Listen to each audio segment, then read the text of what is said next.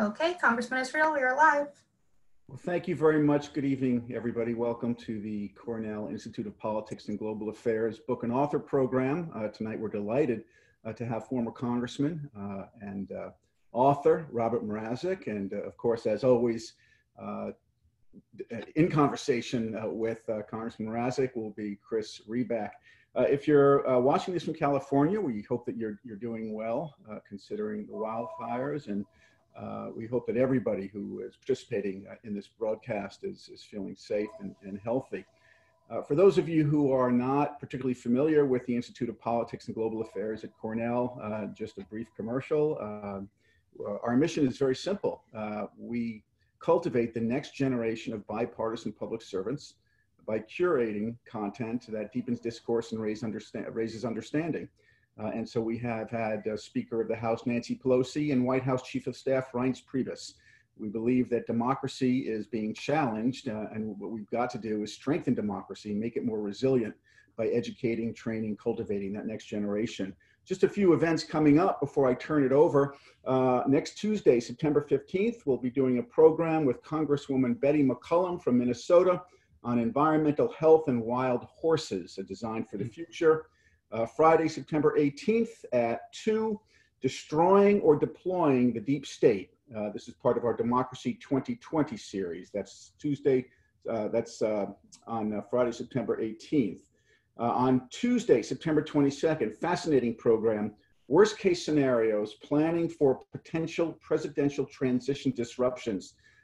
There is a group called the Transition Integrity Project that have actually they've been kind of wargaming what will happen in the event that President Trump loses. We don't know whether he will, and decides that the election was a hoax, it was a fraud, it was rigged, and decides not to leave. And we have a group of experts who've looked at that and will share with us various contingencies. And then Thursday, September 24th, our friend Chris Reback has arranged for Rick Perlstein to join us in another book and author event. Rick, of course, has written Reaganland, and that will be Thursday, September 24th at 7. One more program, Thursday, October 22nd, we're joining up with the 92nd Street Y on a program, Election 2020, What to Expect, on November 3rd. I'll be taking the Democratic point of view, and former Republican Congressman David Jolly, now an MSNBC analyst, will be taking a Republican view. But tonight, I'm so excited and just personally so pleased to be able to introduce my old friend, Congressman Bob Mrazek. And I'll tell you why this is a personal treat. Two reasons. One, Bob has been a mentor to me in two careers. I've kind of followed his footsteps. In fact, not only have I kind of followed his footsteps, I've planted them in every indentation that he created with his footsteps. He served in Congress prior to me. He represented the district that I came to represent on Long Island. And so when I was elected, I just studied his record. I spoke with him frequently. I always felt that I was a better congressman because I learned from my predecessor, Congressman Mrazek. You know, I've always had a theory that you can judge the effectiveness of a member of Congress, not while he or she is there, but after they have left, because then it's a legacy. Congressman Mrazek, who left Congress to pursue his creativity, was a leader on environmental issues. He's remembered for his fight to save 3 million acres of old growth forest in Alaska's Tongass National Forest.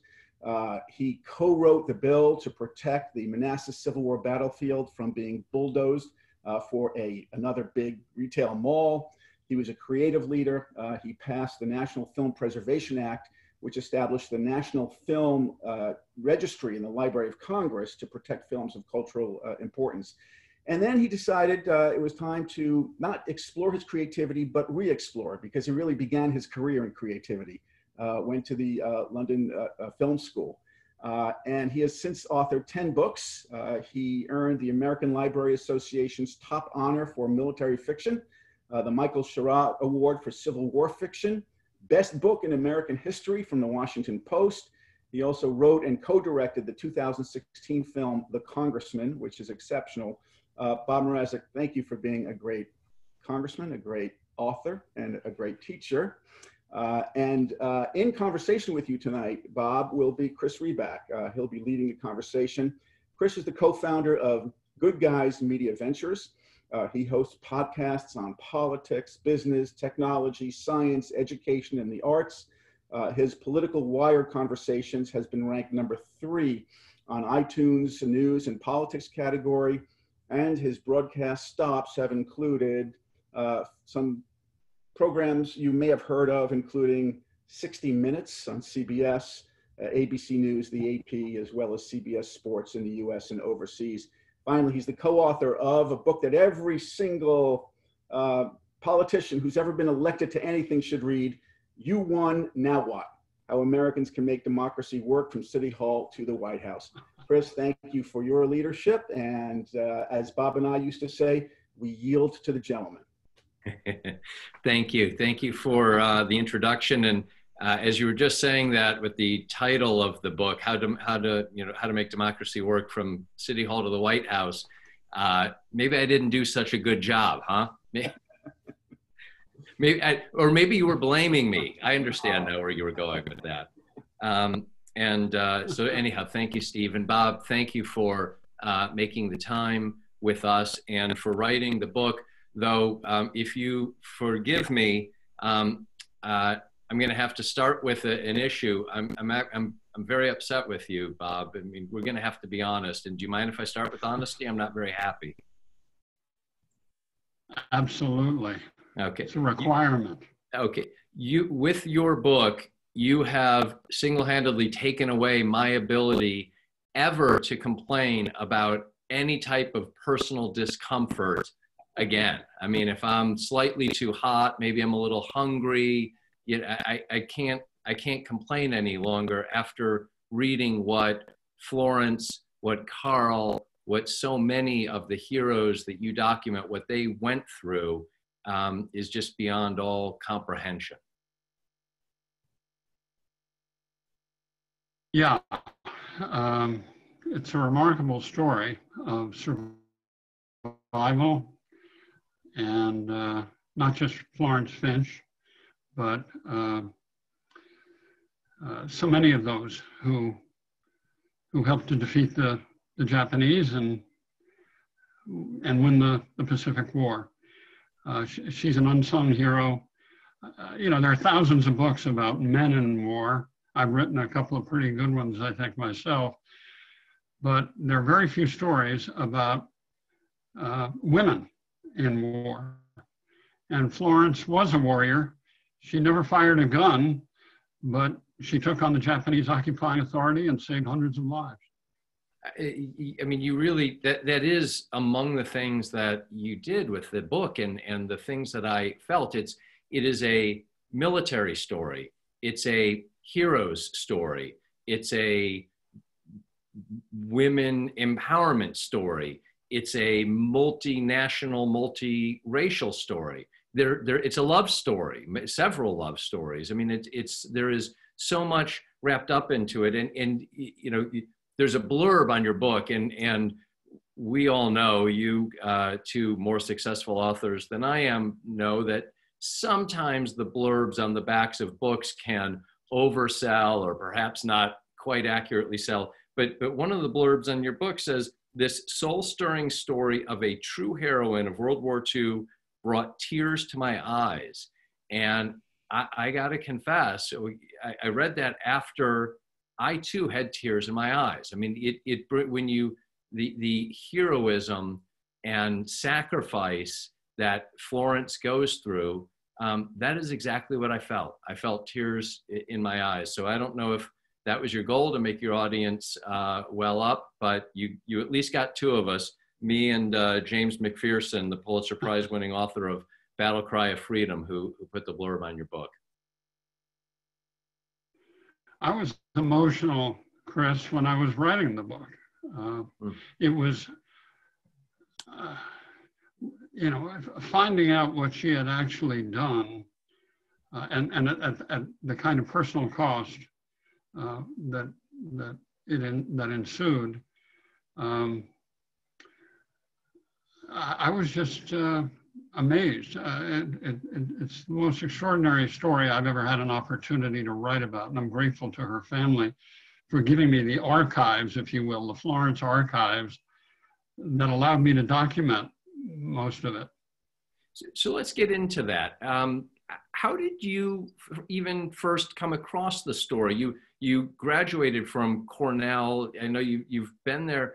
Did you know her at Cornell, or where did you come across the story? How did you find the story?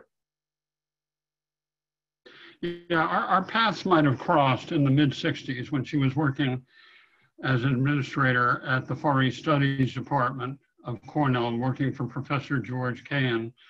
And I took a number of courses there, so it's possible our paths crossed. But I didn't find out about the story until late 2016. I was in New York City.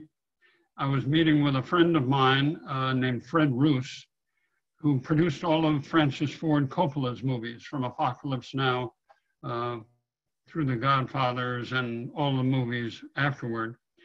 And when I sat down with Fred at his hotel, he was there for the Godfather reunion at the New York Film Festival. He said, "Did you see this obituary?" And he handed me the New York Times. And I read the obituary, and it was a long one and so extraordinary. And I never would have seen it if he hadn't showed it to me, because I was traveling at the time. But he said, I spent 2 years in the Philippines making Apocalypse Now with Francis. I love the country. I love the people. This woman has such an extraordinary story, and she lived in Ithaca. Why don't you go back and get the damn story? So I came, when I got home, I called Florence's daughter, who was in the phone book, and she said, yeah, a number of people have already contacted us about doing the story. And it turned out her brother, there were just two of them, two children that Florence had, her brother, or Bobby Finch, her son, and Betty, her daughter. And it turned out that Bobby had read one of my previous books, A Dawn Like Thunder. Wow. And about a lost torpedo squadron. And he said to Betty, if he can do the same job for Mom that he did for the men in that torpedo squadron, he's the guy to write the book. So that was key to telling the story, because Florence was a prolific letter writer. Before the war, from 1928 until December 7th, 41, many letters that really documented who she was, where she came from, how she fell in love with a dashing naval officer who, they had a fast storybook marriage. Anyway, that's how I got the story, and was fortunate. In these times that we live in, one wants to avert their eyes from some of the things that are taking place, particularly in Washington with the abomination there. And to be able to escape in your imagination with someone like Florence Finch was a wonderful tonic for the 2 years I worked on the book. And the pride, the American pride that her story and Philippine pride that her story brings. My goodness, have you ever gotten a better compliment on one of your books than a son saying, based on what you've written, sir, I'd like to hand my mother's story over to you? Yeah, no, that's never happened before. That's a pretty nice. That's a pretty nice. It was just. It was. Yes, please go ahead. No, it was serendipitous. Yeah, that was all I wanted. It was a serendipitous outcome. It was, but perhaps you subscribe to the same philosophy that I do, which is we often make our own luck. So yes, it was serendipitous, but it was based on luck that you surely created. So let's go back to the beginning, because when you say that you were sitting in New York with Francis Ford Coppola's producer, who, by the way, I'm sure has already locked up the movie rights with you for this story, in late 2016. I know that means very late in 2016, because if I read it correctly, Florence passed away on December 8th. So the day that I think she learned about the attack, December 8th, 2016, the day she learned about the attack on Pearl Harbor, of course, 75 years earlier. So if I did get that right in the reading of the end of your book, that's when she passed away at 101. Yeah. Go back to the beginning, please. Who was Florence? That wasn't even her name when she was born. And how did she, at 7 years old, find herself essentially living on her own in Manila? Yeah, you know, one of the tough things when I was researching the book, she never confided to her children any of the accounts of her early years. And she said, I simply don't remember. And I thought, gosh, she must have known something. She must have remembered something. She did 18 hours of videotaped interviews with her son, Bobby. And there was only one reference to her early years. I knew there had to be something there. And so I was very fortunate, serendipitous. I had a researcher look through the Philippine court records for the legal battle over her father's estate. He owned a very substantial plantation in Santiago in the Philippines. Her father was a volunteer in the Spanish-American War. He became a medic after reading about Teddy Roosevelt's gallant charge up San Juan Hill. He lied to get into the service, into the Army. He was only 16. He needed his parents' permission. They finally gave it to him. He was a very strong-willed individual. Yeah. And after his enlistment was up in 1902, he was from Buffalo, New York. He decided he did not want to go back to the Buffalo winters. He wanted to stay there. And he got a job working for a company because it was a new American possession that was building roads and schools and hospitals.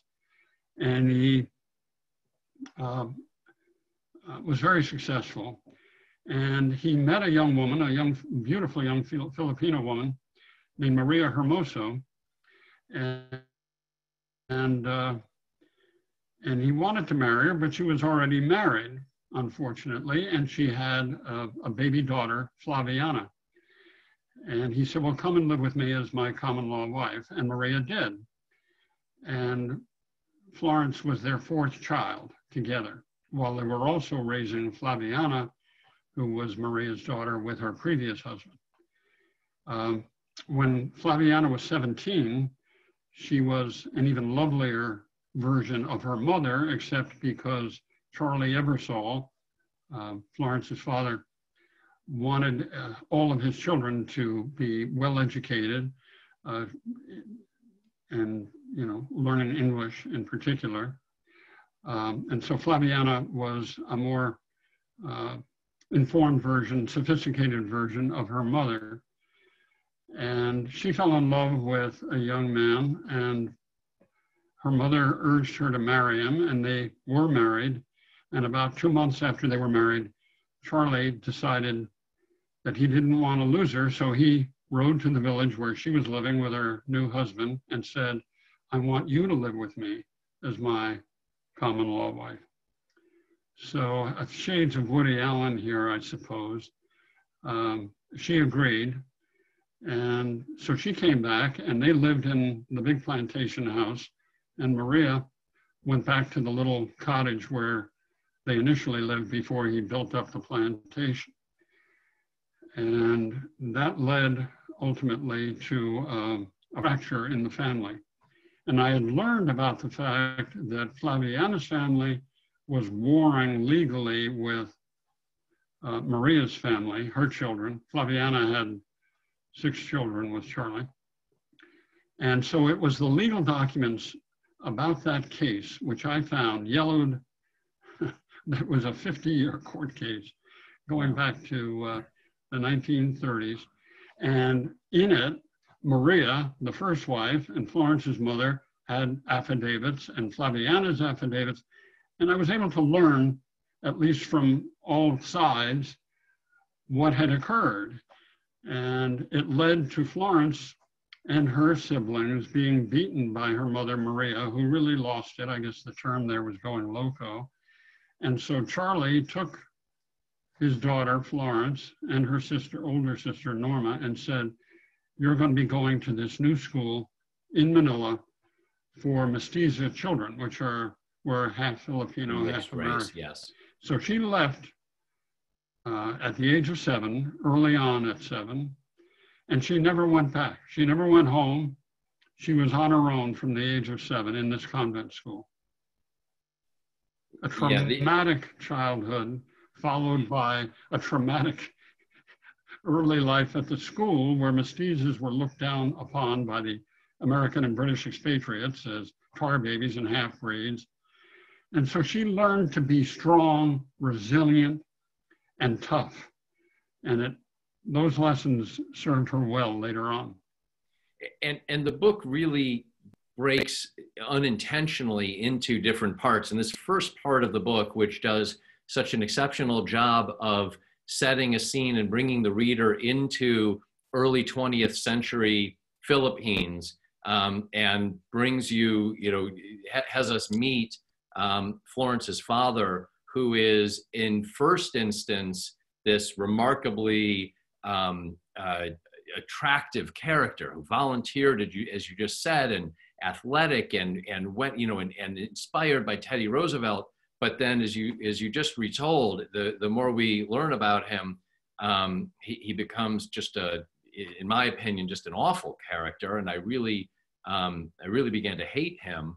And I was kind of found myself wondering, okay, where's this story taking me, Bob? You're taking me to a place that I didn't really expect to go. But it establishes Florence's will. It establishes just what you said, the strength of her character, and she excels in the learning there. Take me then, let's fast forward a little bit. Who is Bing, and how does Bing change Florence's life? Yeah.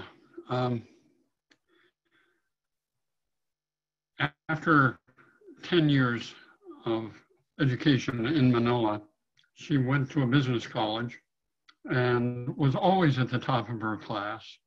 She was always prepared, applied herself. She was bright. So she came out of school with really good academic strengths and abilities. And she went to work for the Army Navy YMCA, which was huge in the Philippines because we had a big military presence all over the Pacific. And there were servicemen, officers, enlisted men coming to Manila all the time.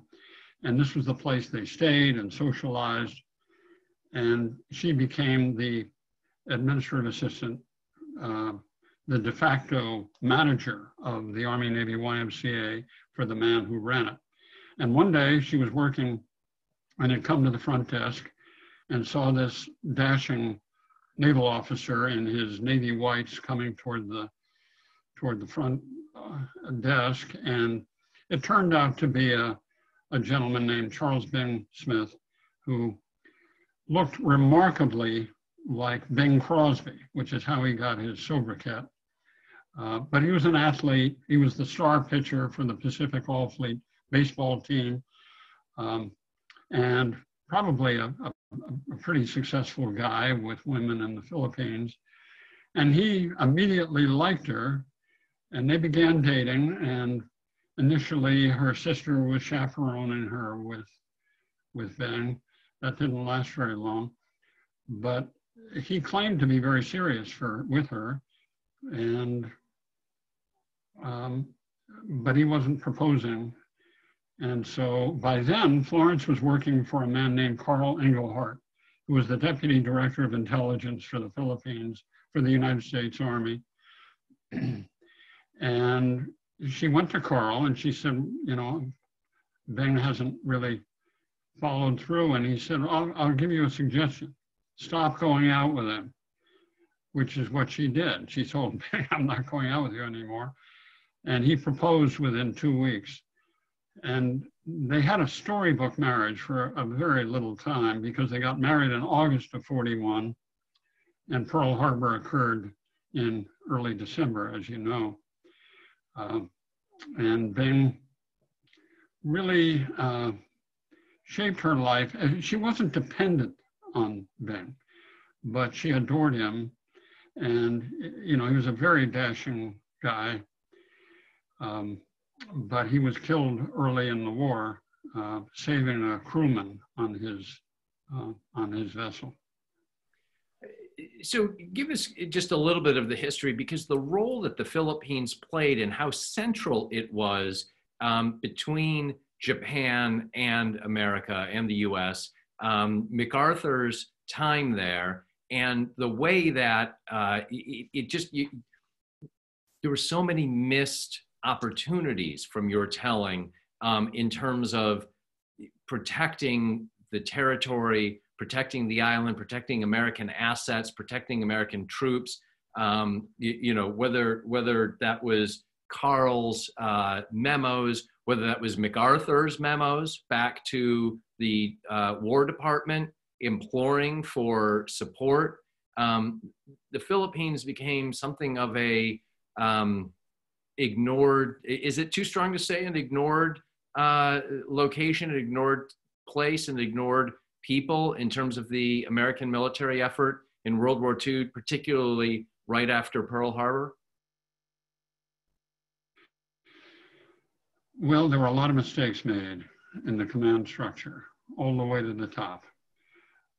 MacArthur had been brought back from retirement. He was in command of the Philippine Army as the war approached, and President Franklin Roosevelt restored him to active duty and said, "You will command all the forces in the Philippines." The Japanese felt that if they were going to be able to control the sea lanes and all of the assets they were looking to conquer, the Philippines were very close to Formosa in China. The Japanese had been in China since 1936. They controlled Formosa. They knew that in addition to wiping out the American fleet, if they could, at Pearl Harbor, that they needed to take out the Philippines, or the Americans would be able to interrupt their conquest of the rest of the Western Pacific. So a lot of buildup took place in the Philippines, including a new Far East Air Force that was equipped with the modern B-17 bomber. And there was a whole a complete 2 squadrons of B-17s. When the Japanese invaded the Philippines in December of 41, late in December of 41, MacArthur failed. He was a brilliant general in many different engagements, and particularly later on in the war, and then in the war, in the Korean War. But it was almost like he froze. And under the war plans from Washington, he was supposed to dispatch his Air Force to destroy the Japanese shipping that was coming to carry the troops to the Philippines for their invasion. And he did not release those planes. And this was that plan was 12 written, hours right? of all of them. Yeah. And that was also the written plan. That's right. And the American planes at Pearl Harbor at Hickam Field were wiped out on, they never got off the ground. And so General Hap Arnold, who commanded the Air Force, said to his commander for the Far East Air Force, "Do not allow these planes to be wiped out on the ground." And that's exactly what happened. The Japanese shipping was ignored. MacArthur didn't act. He wouldn't give permission for the Air Force to take off. So the Air Force was wiped out. The Japanese controlled basically the air from that point on. It was inevitable that they were going to be able to defeat the American army, which was eventually reduced on the Bataan Peninsula. And when they surrendered, the Japanese embarked them on the infamous Bataan Death March, marching them 70 miles with no water or food in the tropical heat to these prison camps, including Carl Engelhardt, who was Florence's boss. Who was Florence's boss. So for the storytelling, Florence's boss, the man who gave her, almost a father type figure, you describe him as, who gave her the advice that allowed her to have that very short but very deep love story with Bing. He ends up in the Cabanatuan, am I pronouncing that right? Cabanatuan. Thank you. Cabanatuan prison camp. The prison camp there. Yeah. Describe, so that is where, for the people who made it through the Bataan Death March, many of them ended up there. Carl ends up there. What are the conditions in that prison camp?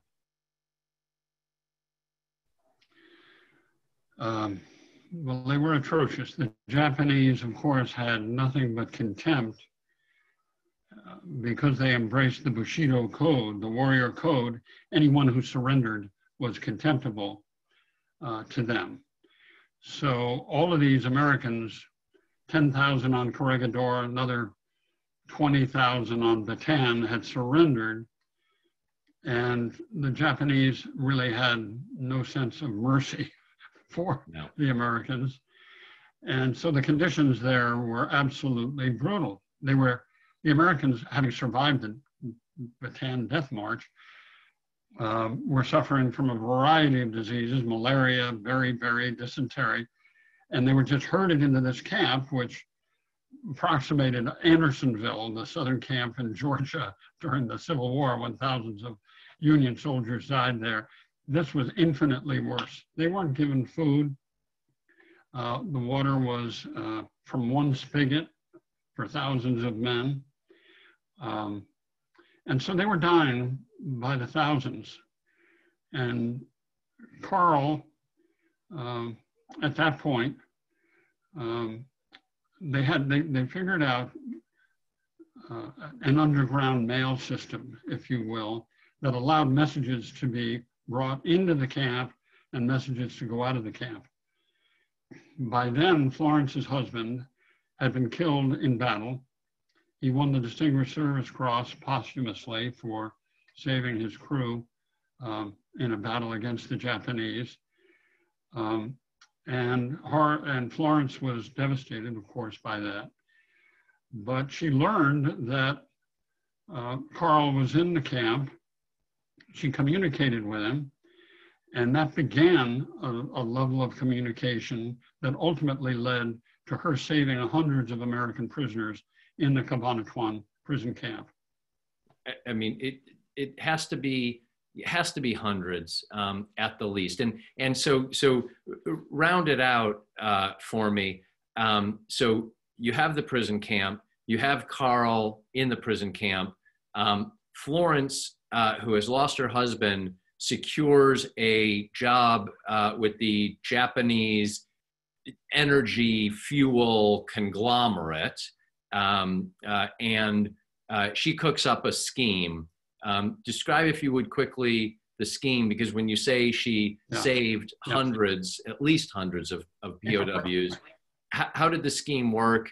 And then I'm going to ask you what happened to Florence once they got wise to her. Okay. Yeah, she was an amazingly resourceful person. She decided after Bing was killed that she wanted to challenge the Japanese, but she wasn't sure how. And then she got a job with the Philippine Liquid Fuel Union, which supplied all liquid fuel to the Japanese military: gasoline, diesel fuel, kerosene, so forth, lubricating oil. And so her plan was, she realized that she was documenting warehouse receipts and vouchers for the gasoline. Whatever was left over was rationed to the Philippine economy. in her position, she was able to essentially forge warehouse receipts and vouchers for gasoline. She made contacts with the Philippine underground and the black market. This sheltered convent lady, a convent educated woman, and she began diverting initially hundreds of gallons of fuel that she was able to sell on the black market with a network that she recruited, and then using that money to buy food and medicine on the black market that she could send into the camp at Cabanatuan, initially through Carl, which indirectly then he was able to distribute with medicine to save those who had various diseases in the camp hospital. And so that's what she continued to do for 2.5 years under the noses of the Japanese. There were 98 Japanese officers working in that company, desk right next to hers. And she was able to deal with the stress and the fear because she had to recover all of these phony warehouse receipts and vouchers, because otherwise they would have known she was stealing all of this fuel. And so she had to do that again in very dangerous circumstances. Ultimately, the Japanese did catch her. Yeah, you describe her nervous excitement. You kept describing, I was terrified reading about her fudging the books, forging the notes, creating the underground logistics for the fuel and the money and the letters. And you kept saying that for her, it was nervous excitement until, of course, she was caught and terribly, terribly tortured. She paid just a tremendous personal price.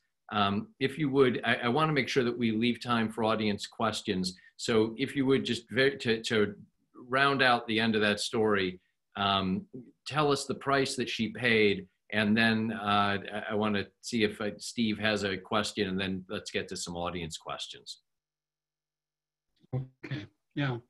You know, there was a wonderful book not long ago called Unbroken, about a man who ran in the Berlin Olympics named Louis Zamperini.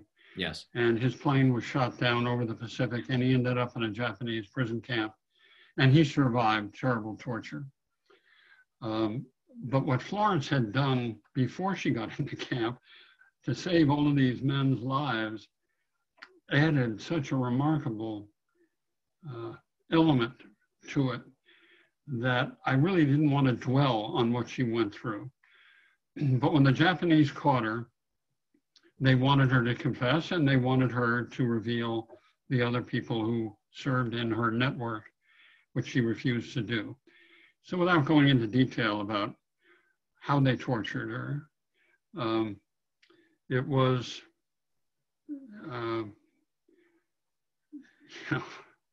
it was something that was horrendous. And ultimately, as she lost weight, when she was rescued, it was right before she was to be executed, beheaded, along with other political prisoners by the Japanese. And the 1st Cavalry Division came in with knowing that the political prisoners, the ones who were still alive, were there. They rescued Florence shortly before she would have been executed. And at that point, she weighed 75 pounds. She was, I think, 120 at the start of the war. So she survived, as she did so many other things, irrepressibly confident, optimistic, cherishing every day in her life, which lasted until she was 101. I was talking to somebody, forgive me for going on, I was talking to somebody earlier this week who called me and said her mother was Florence's roommate at the Oak Hill Manor nursing home in Ithaca.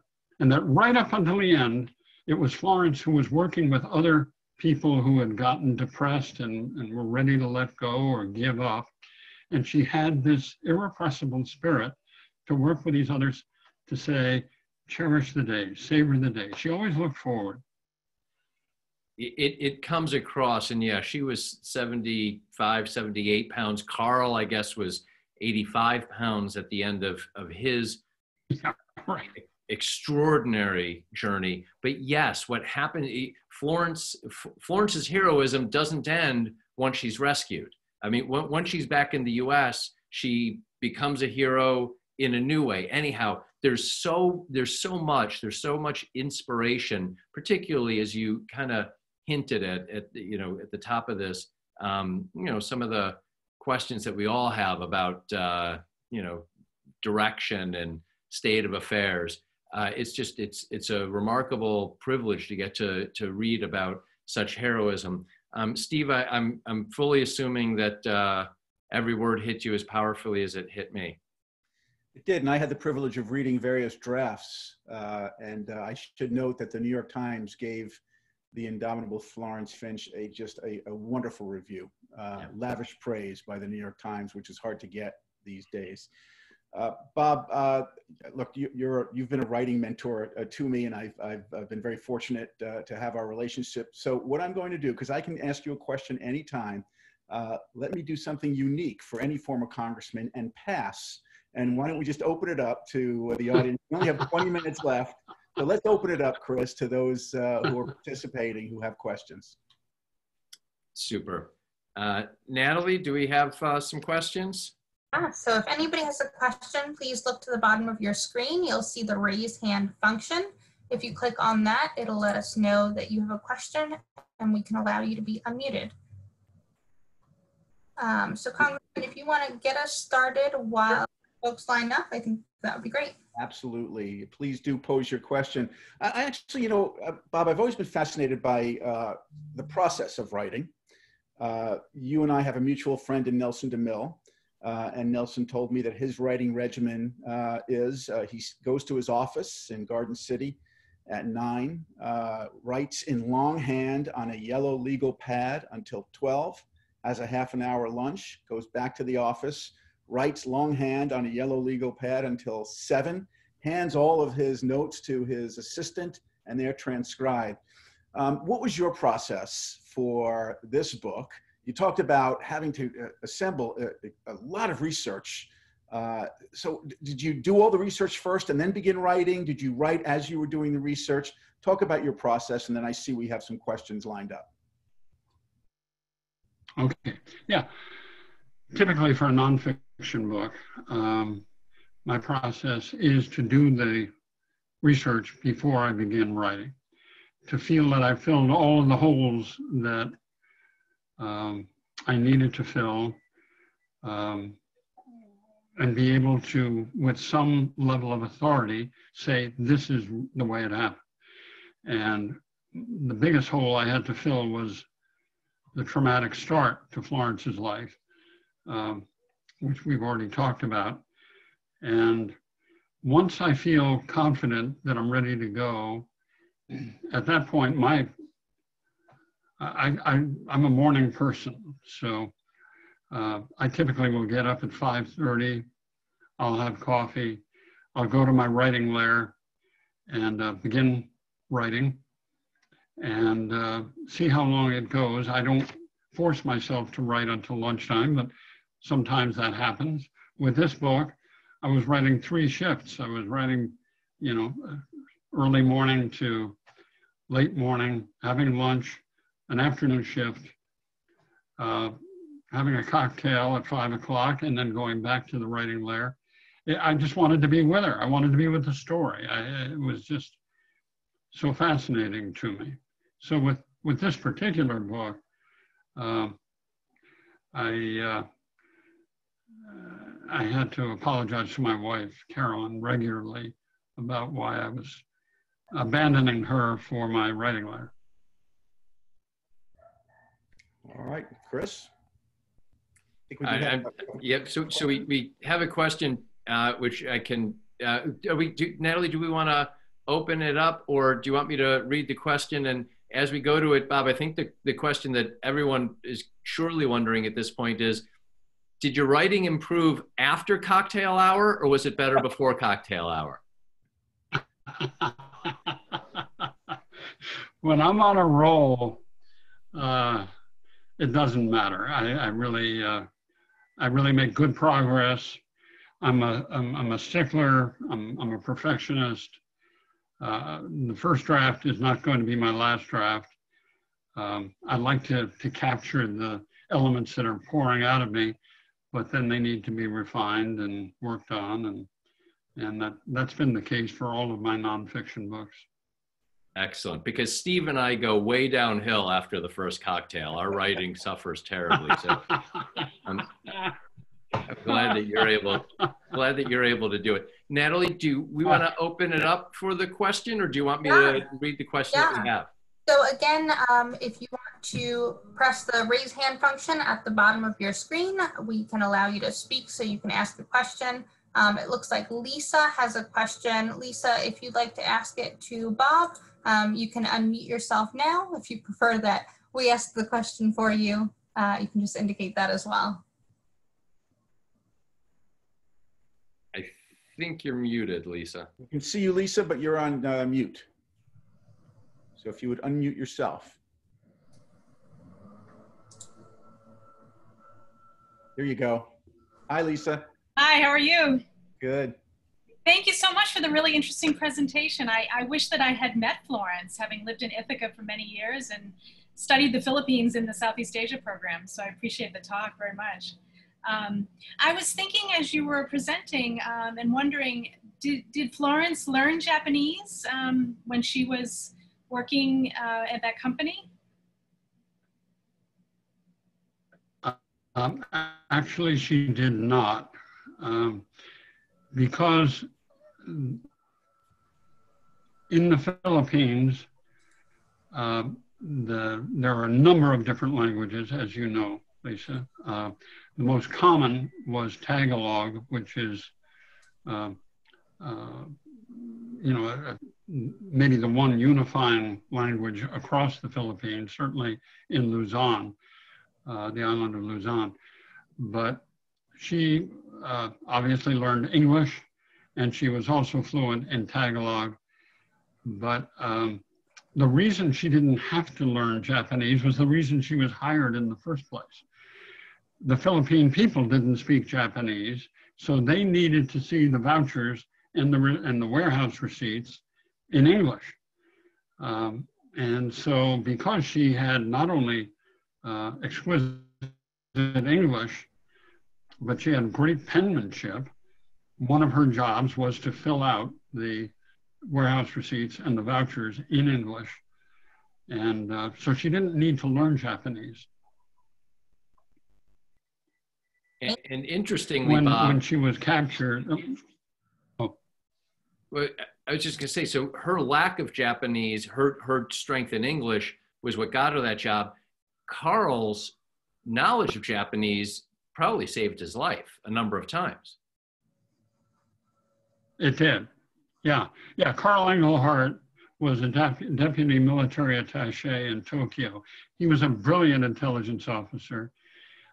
He knew the Japanese were aggressively pursuing an opportunity to be a world-class military power. So back in 1933, he went to Japan and he served there as an attaché, and he became fluent in Japanese. Not only fluent, but he had according to the Japanese in the prison camps, he had a Tokyo accent. And so that ability to translate Japanese to English allowed him to say, I'm not sure why, and Carl would intercede on their behalf and figure out a way, knowing Japanese military culture, to avoid their having to be murdered by a guard. So our next question comes from Robert Zimmerman. If you can unmute yourself, please. Bobby. It is so great to see you, Bob, and such a thrill. And I've so enjoyed following your creative career and admire it as much as I do your public service career. It really is just wonderful to see you, and I'm so excited for your success. My question for you is this: in all of your books, your attention to detail is so vivid and so dramatic and exciting, in fiction and nonfiction. I just wanted to ask you two questions, really. When you do your research, how do you get such great attention to detail where it's really you are there type of environment, no matter what the time period is you're writing about? How do you do that type of research? And also, I got to ask, what's next? Because I'm looking forward to the next one. Bobby, it's so good to reconnect with you after all these years. Sure is. And thank you for all of the ways that you have helped this democracy. Thank you. And needless to say, that was probably the most dangerous period we've had in my lifetime, certainly. But, you know, I think I was, looking back, I was a writer who made a detour into politics, Bobby. I started writing when I was 10 or 11 years old with little stories that I would take cardboard and make covers for them. My favorite courses at Cornell were creative writing courses. I was a government major, but I really loved writing. And so when I got out of Congress, I thought, okay, let's give it a shot. Let's see if I can do it. And my first two novels failed. I like to think of them as good novels, but one of them was a sympathetic novel about Congress. And the guy who became my agent ultimately said, Bob, nobody wants to read a sympathetic story about Congress. Why don't you try something else? So I ended up trying to write about the Civil War. I've written about things that I've cared about, thought about, studied for a long time. And so that process, I've become a better writer as I've gone along. And I love the research phase, whether it's fiction or nonfiction. And I like to think that, you know, I've learned how to tell a story in a good way. And this is the best one I've had a chance to write. The most amazing part of this story was that nobody ever heard of Florence Finch. And the reason was she never told anybody what she did. You know, Truman gave her the Medal of Freedom. MacArthur, she was one of the few American women to win MacArthur's ribbon. She's one of the most decorated American women in the Pacific War, maybe the most decorated, but she never told anybody. And it was 50 years after the war when, and her children were now adults, and the US Coast Guard decided to name their new Pacific headquarters after Florence Finch. And her kids said, what's going on, Mom? They never knew she had been married before. And in this age we live in, of celebrating celebrity and, you know, the Kardashian mentality, the vast humility that Florence embraced, she never saw herself as a heroine. She said the only ones who were heroes were the ones who died. Most of them, the people in her underground network. And most of the people she served with under Carl were all killed during the war. So she never saw herself as a heroine. But anyway, it was a great story to write. And you're asking me what I'm going to do next, Bobby, and I must confess, I don't know. We live in these unprecedented times. We're in limbo. We're hopefully going to see the end of the abomination soon. But it's just dulled it's robbed me of my creative impulse, if that's the right terminology. The muse has temporarily left the building.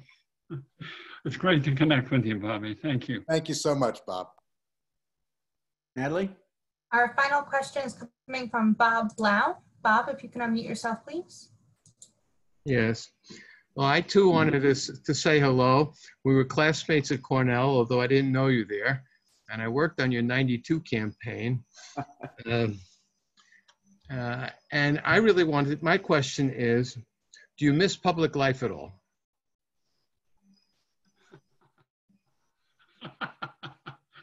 Bob, yeah, the reason you didn't know me, I was part of the underbelly of the Cornell campus back in the mid-60s. I played a lot more poker than I did work hard at my academic pursuits. But I don't miss public life at all.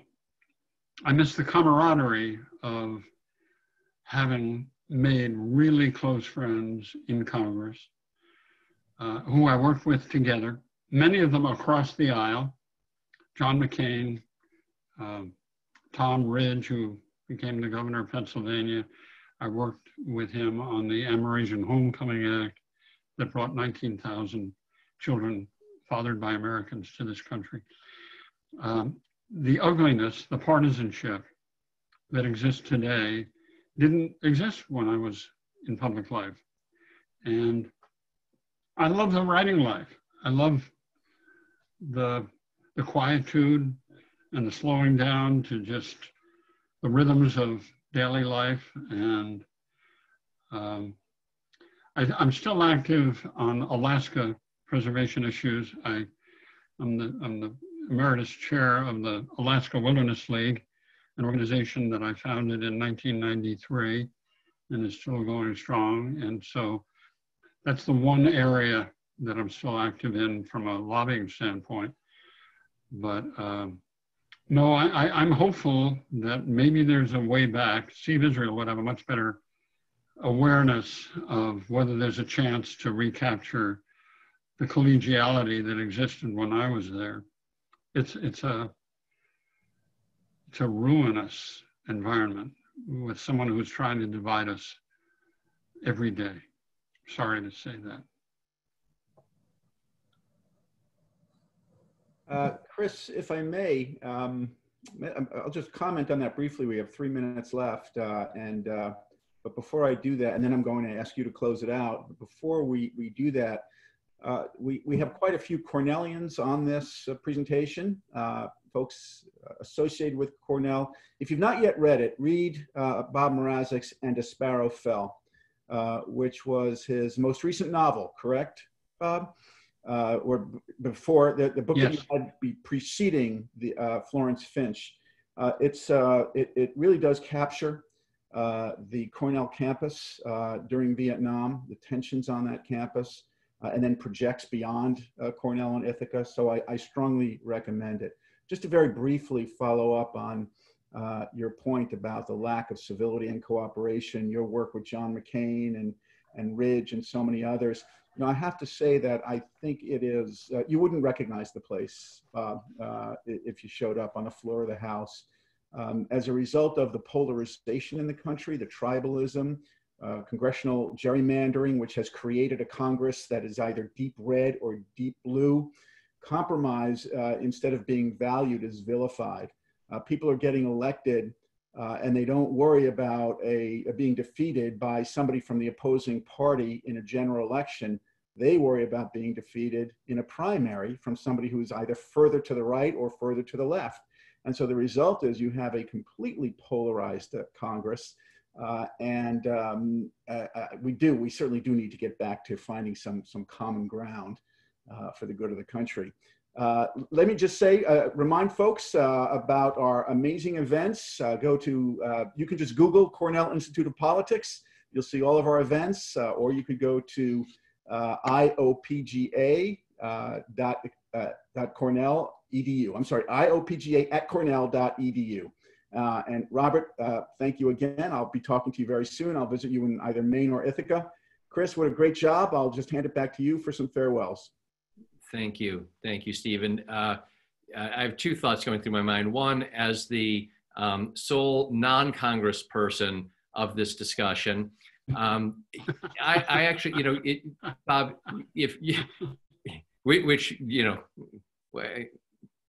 I'll save the line that I was going to use. I'll tell it later. Makes me either the smartest or the craziest one here. One of the two is kind of where I was going. But we all feel the frustration. But I will say, Bob, that with the frustration that I feel around politics, the direction today, reading about the heroism and what Americans and Filipino Americans were doing for other Americans whom they didn't know, would never meet, was in the end uplifting for me, and it was a bit of tonic for these times. So thank you on that front. And my thanks to Steve for getting to introduce me to you, and speaking for everyone else on this discussion. Our thanks to you, Bob, for introducing us to Florence Finch, a person whom we all should have grown up reading about and learning about in history classes, but didn't. And now, thanks to you, it's our opportunity. So thank you. That's everything that I have. Steve, I don't know if you want to say goodnight. Well, remind folks, Thursday, September 24th, Rick Perlstein on Reaganland. Very much looking forward to that. We hope you will join us. So long, everybody. Stay safe and stay healthy. Bye.